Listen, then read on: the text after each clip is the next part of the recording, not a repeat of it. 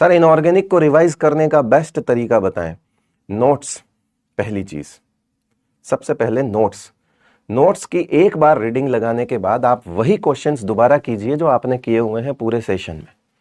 इस पूरे साल जो आपने इनऑर्गेनिक के क्वेश्चंस किए हैं कहीं ना कहीं किसी सोर्स से, उन्हीं सोर्स को दोबारा उठाइए और आप क्वेश्चंस करिए।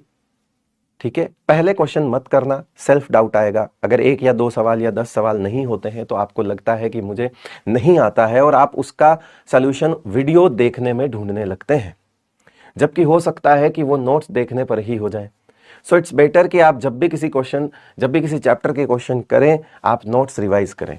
नोट्स रिवीजन में आई थिंक 1 आवर मैक्स होता है, हाफ आवर मतलब अपने तो इतने बड़े बड़े चैप्टर नहीं है, मैक्सिमम 1 घंटे में आपके नोट्स रिवाइज हो सकते हैं। नोट्स रिवाइज करने के बाद ही आप क्वेश्चन प्रैक्टिस करना स्टार्ट करें, वरना सेल्फ डाउट आएगा और वो इतना आएगा कि आपको लगेगा आप उसका, कहते हैं ना कि हमारी प्रॉब्लम जितनी बड़ी नहीं होती हम उसका समाधान बहुत बड़ा ढूंढ लेते हैं कई बार। तो हमारी प्रॉब्लम छुपी हुई है कि नोट्स ही तो रिवाइज करने थे, शायद वहां से कॉन्सेप्ट क्लैरिटी आ जाए। लेकिन हम जाते हैं सीधा वीडियो देखने, अरे भाई सबसे पहले दिमाग में आता है भाई सवाल ही नहीं हो रहे।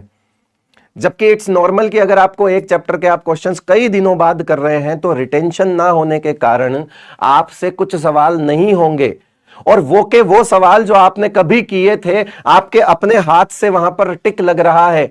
आपको और ज्यादा तकलीफ होती है कि ये सवाल मैंने पहले किया था अब नहीं हो रहा, क्या करूं। सेल्फ डाउट में आते हैं, और सेल्फ डाउट में जब आते हैं तो हम कुछ बड़ा करने की सोचते हैं, और बड़ा करने की ऐसी सोचते हैं कि जितनी बड़ी वो समस्या नहीं होती उतना बड़ा उसका समाधान ढूंढने चले जाते हैं। हम वीडियो देखने लगते हैं, हमें पता लगता है हम पिछले 3 घंटे से सिर्फ वीडियो देख रहे हैं 4 सवालों के लिए। आप सिर्फ नोट्स पहले रिवाइज कीजिए, उसके बाद क्वेश्चन कीजिए।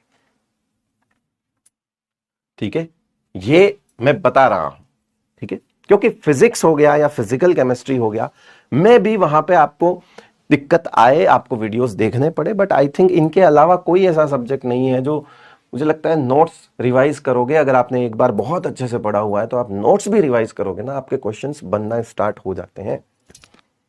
तो समझिए कि समस्या बड़ी कितनी है, उसके हिसाब से उसकी औकात का ही समाधान ढूंढिएगा बेटा।